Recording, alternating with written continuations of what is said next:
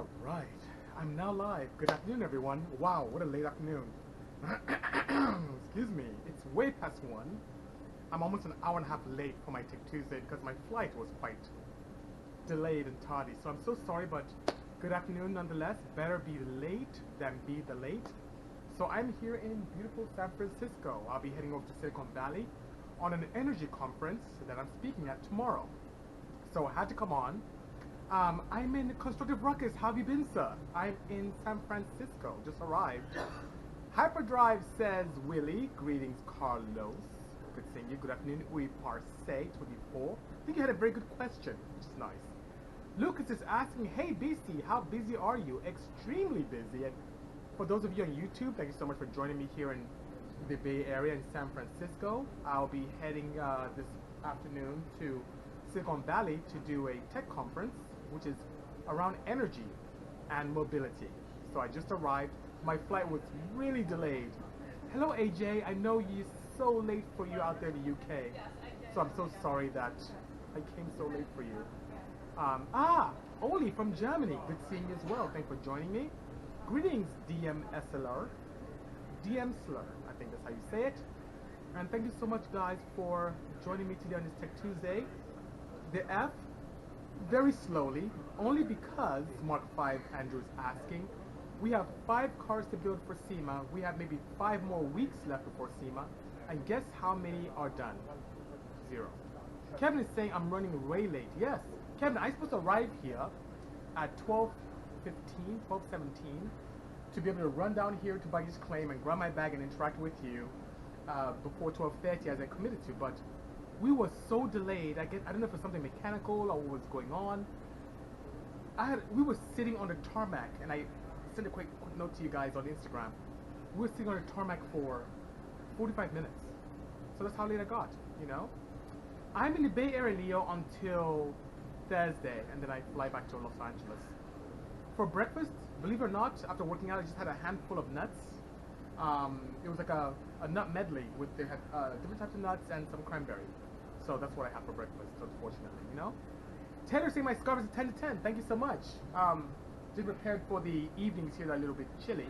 It's actually quite a little bit colder here than it was in Ontario when I left, you know? It's pretty cool, you know? Yes, Corrupt. That's why I'm here. I'm here to lend my engineering interaction and expertise to the future mobility. So I'll let you guys know what we discussed when we're done. But it should be a very exciting conference. I'm very excited as well. There are a lot of people from government that are around. There's some good partners here, everything from Ericsson to Amazon to Uber. There are quite a few companies that are involved with this, you know? Right now, Kevin is asking where am I going. From the airport, I'm going to head to my hotel and prepare, you know? Not Ontario, Canada. We're in Ontario, California. Hello, Shell. Good seeing you. Thanks for joining, Shell. I'm just here, just arrived right now, which is pretty cool. And guys, once again, thank you so much. You are just absolutely fantastic.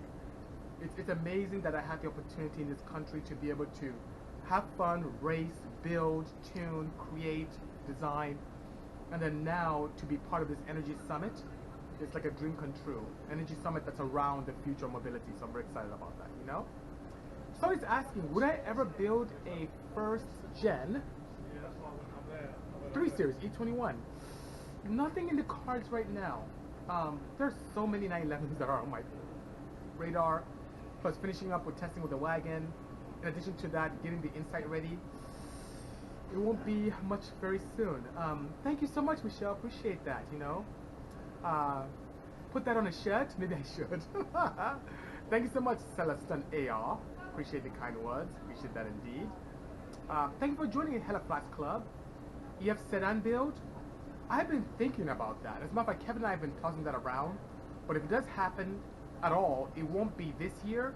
Maybe next year, definitely the year after, if it does happen. But nothing short term, you know? Crop saying, us F23 guys need more parts and support. F23 guys, you know you're Accord guys, I love you. And I really honed my teeth in single cam performance. So when it comes to F23, I'll share with you what we have available. Camshafts, valve train, pistons, rods, sleeving services, head porting services, intake manifolds, exhaust manifolds, clutches, lubricants. What do you need? It's all there. Even if you want something as crazy as sequential gearbox, we can have our friends whip something up for you. So there's a lot out there. Let me know what you need, or go on our site and see what's going on. Dr. Azuni, good seeing you. Dr. Ahmed, good seeing you. Hope all is well. I'm in San Francisco. And Doctor, we have a lot to talk about when you come to the US again. I don't know if you're coming to SEMA this year, but if you do, we have a ton to discuss. It's going to be absolutely amazing, you know? Hello, Corrupt Nation 305. Thank you for joining me this afternoon. I'm sorry that I'm so late, and I'm sure it's reflected in all the numbers of you guys joining today, because I usually do this during lunch on the West Coast, and I missed it because my flight was delayed, so I sincerely apologize, and I won't hold you guys up too much today for that challenge in air transportation. What's my favorite car? ATH is asking. From what I built, I kind of divide them into three. My favorite in terms of how popular it is, of course, is the Odyssey.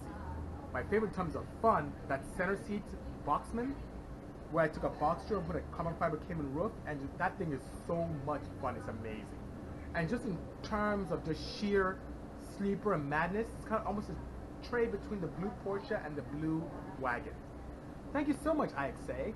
Appreciate the kind words. Any plans to do a new NSX? Absolutely. So Celeston, you've seen that we've had probably over half a dozen NSXs of the NC1, which is the newer version, come through our facility.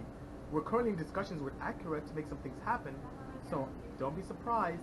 I will make something happen for you guys. So hang in there. Is the wagon all-wheel drive? Great question. Import Auto Pros. My first one that I built in 2007 was not. It was a front-wheel drive D16Z6 setup, which netted a 724 horsepower, exceeded our expectations. I treated that pretty much as a large, naturally aspirated setup that was boosted, and it worked well. We created tons of products, camshafts, valve train. Till date, there's no camshaft that outperforms the Bisimoto level 3.6 and 2.4. Some people try to copy it without success, and it's done better than anything out there. Then today, as we said, yes, it was converted to all-wheel drive with the newer setup, so 788 wagon, I now have a 90. And that one has components from the second generation CRV, hence creating all-wheel drive on demand, you know? Do I offer 2 JZ parts? Yes, we do. Well, we do have our intake chain gaskets, pistons, rods, and valve train. So if you need any of those, we can help. Do I like the Mustang? Yes, I do, especially the current generation. We did build an EcoBoost about 3 years ago, which is pretty nice, which I think we're getting rid of nowadays.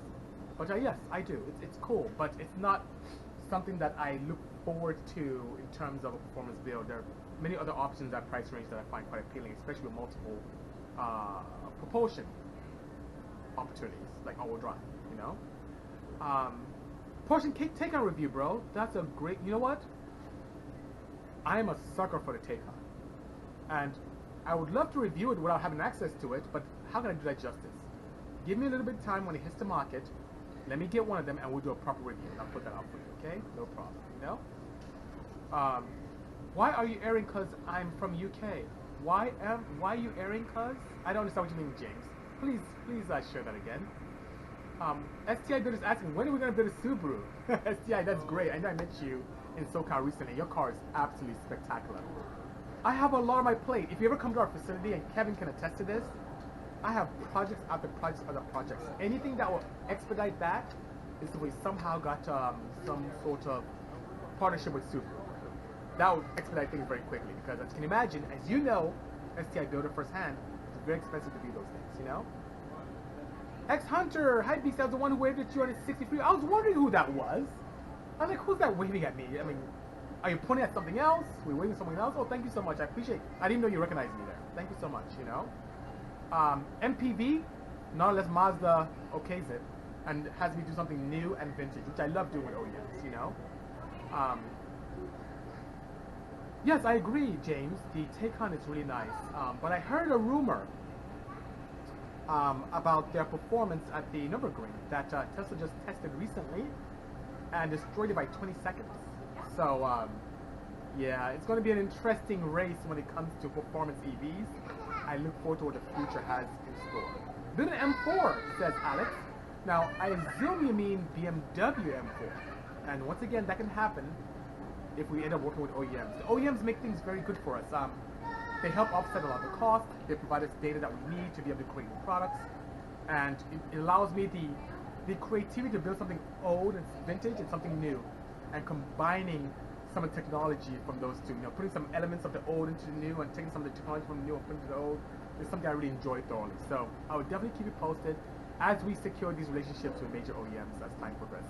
You know, what did you have on your first CRX 1.5 all-motor? What do you recommend? I have 2 products right now. What killer Kabah? Just asking a great question. That car was amazing. My CRX was really London breed. okay. One thing that was very exciting for me with the CRX was being able to create a lot of products from when I was a student to when I graduated. That engine I used, I de-stroked it because I wanted to take advantage of the full high RPM power. As you know, getting air into the engine with a appropriate amount of fuel is the key way to make power. So being able to buzz the engine was a good way of doing that. My compression was 18.4 to 1, which is extremely high, but allowed me to get the thermal efficiency that allowed me to do great things. Very large camshafts, around 50mm DCOSP carburetors on the side. A custom header with a pulse chamber, the early designs of pulse chamber technology at the time. I had a simple ignition system that was distributed with an MSD Digital 6.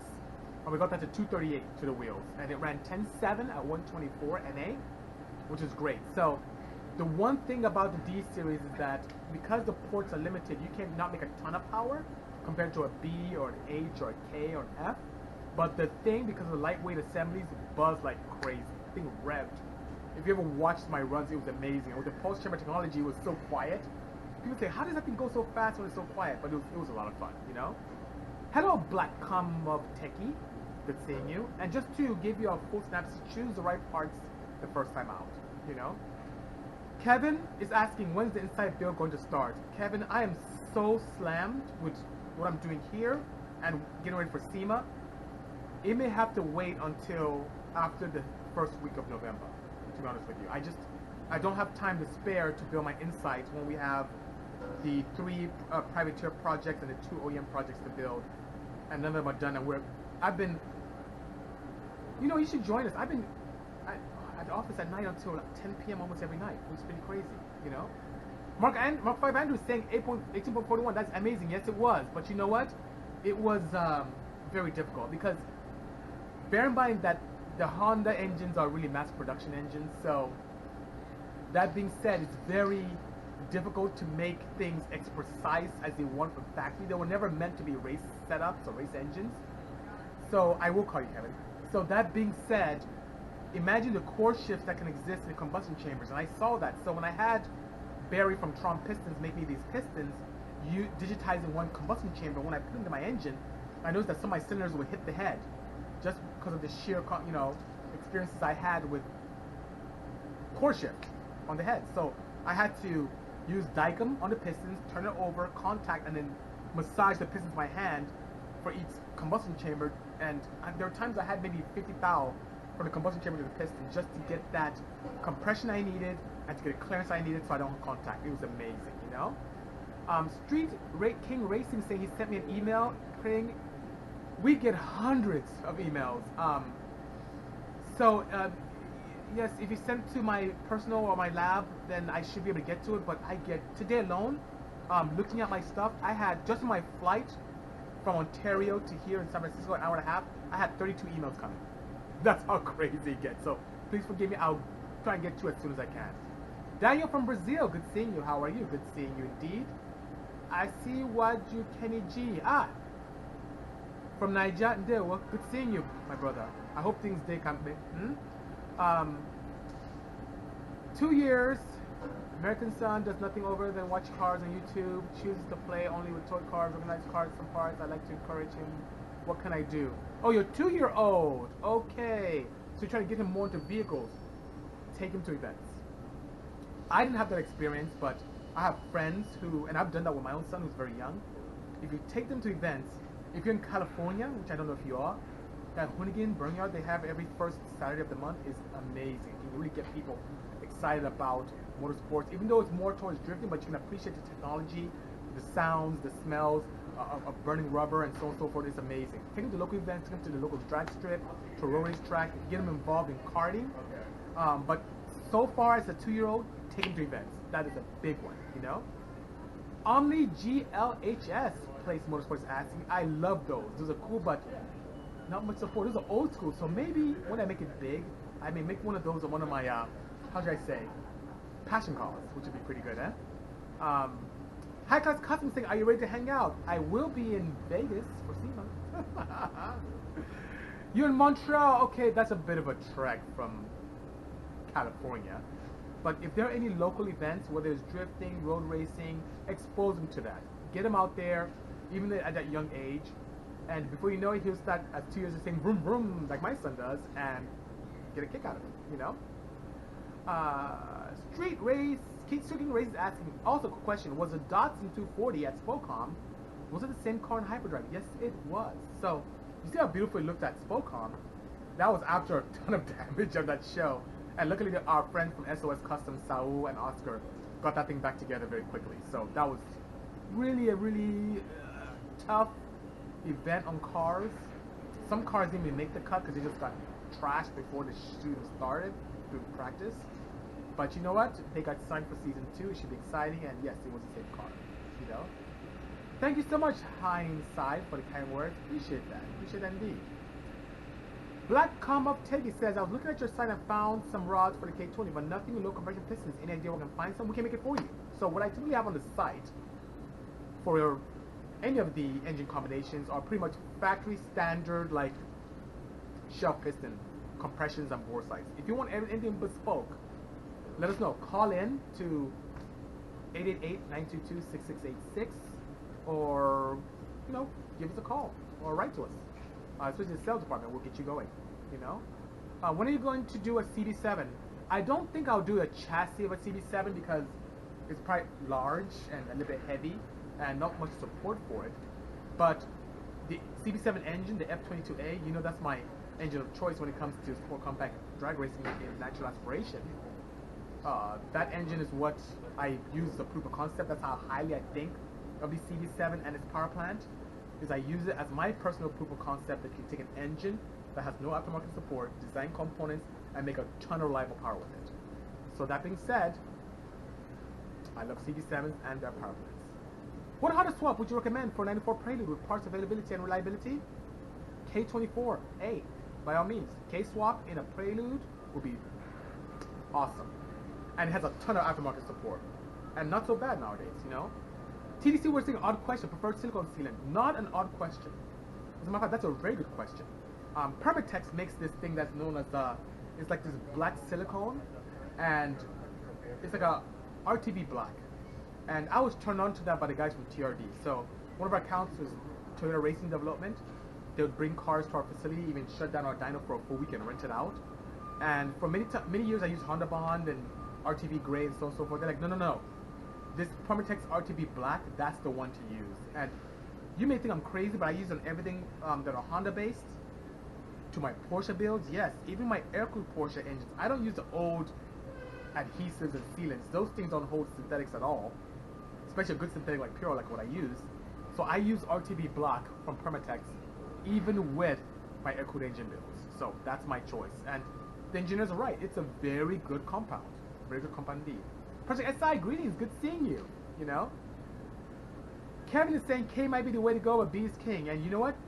You laugh, but that is a good point.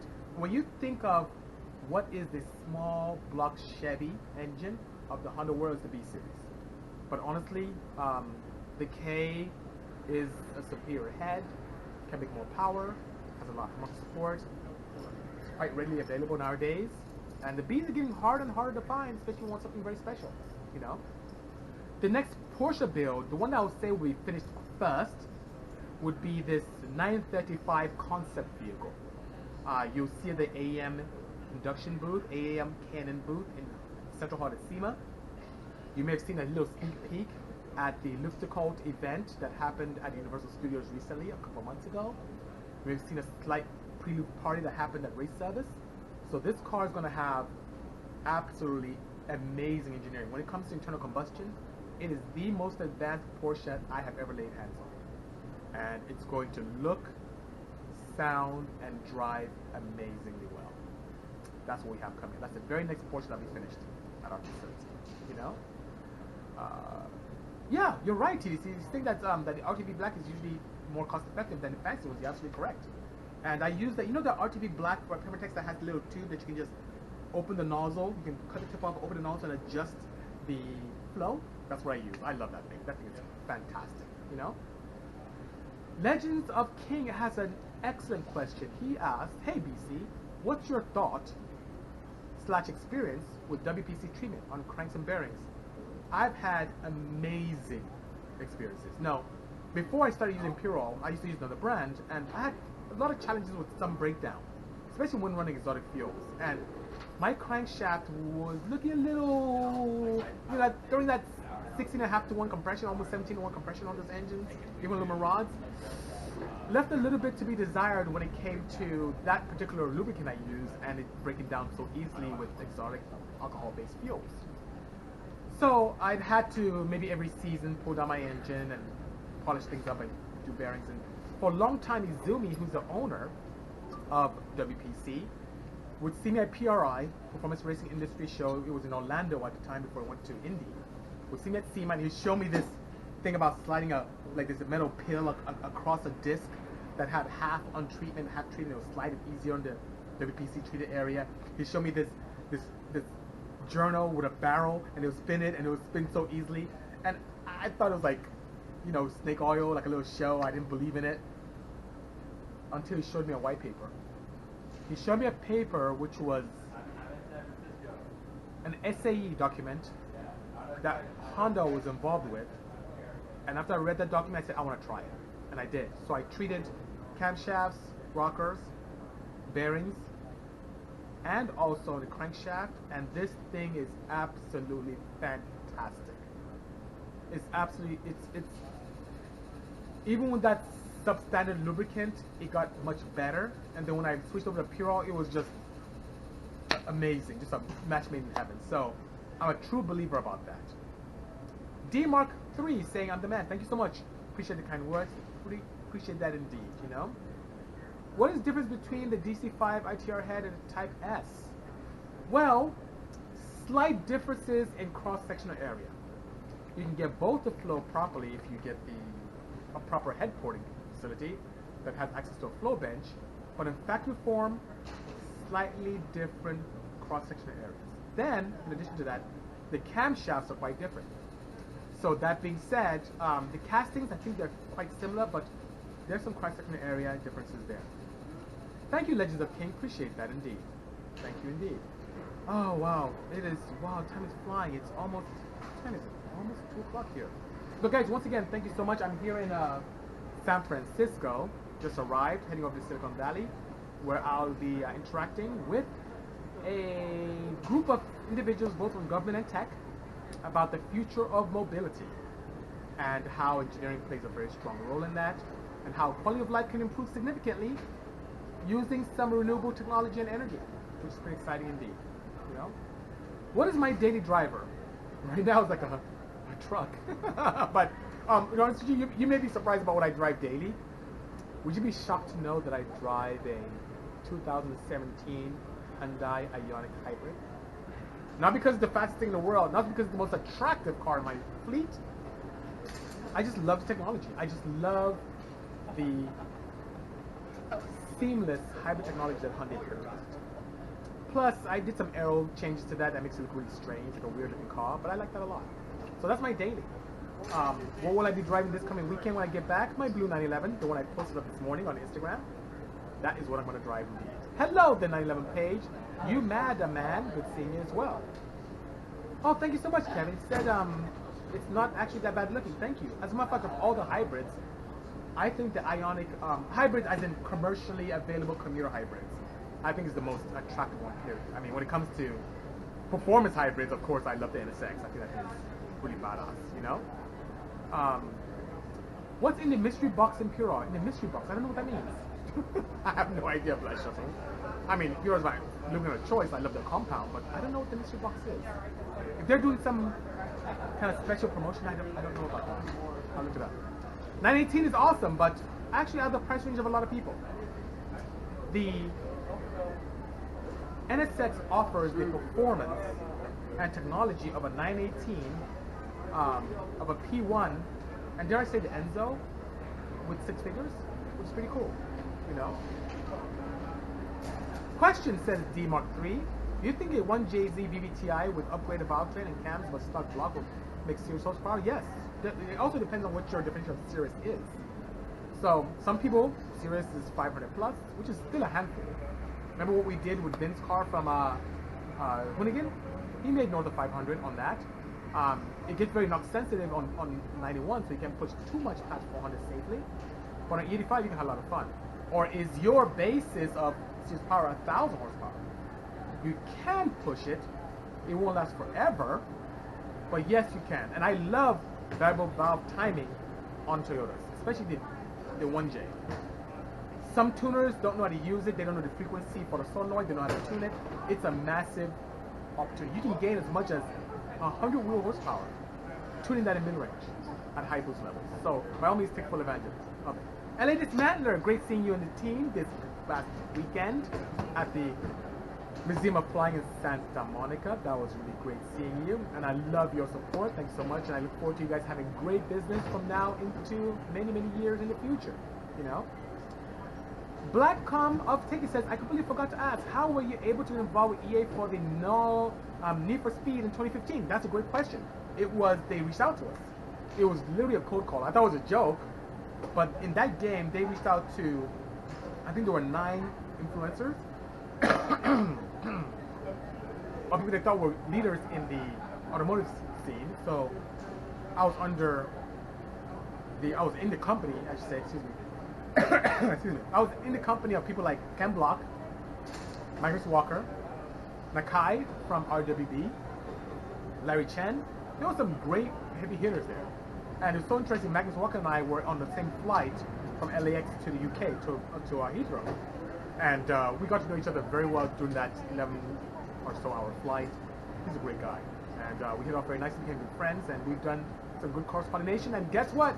You're going to see even more in this coming season. Magnus and I are going to do some really crazy stuff, so stay tuned, you know? Sim EG with K24, what upgrades would you recommend? Very easy. You want something very straightforward, boost the thing. If you have the space, turbocharge it. If you're limited with space, and you want something where you don't have to worry too much about heat management, supercharge it. You can really make 400 wheel horsepower on that stock block all day reliably with a good tune. If you plan on going bananas, build it. And you don't have to even port the head, but definitely your proper valve job, competition of course, upgrade your valve train, we can help with that. You can even keep your stock cam shafts. You can definitely upgrade the pistons and rods, because those rods are pretty thin. Single block, or go with some kind of advanced means of stabilizing your cylinders, and get a proper engine, a proper engine management solution. I love AEM Infinity, because it offers me all the benefits of Motec without the cost. That's my thing, you know? D Mark 3 saying, time the best. Thank you so much for the kind words, and he said thanks for the advice. I appreciate that indeed.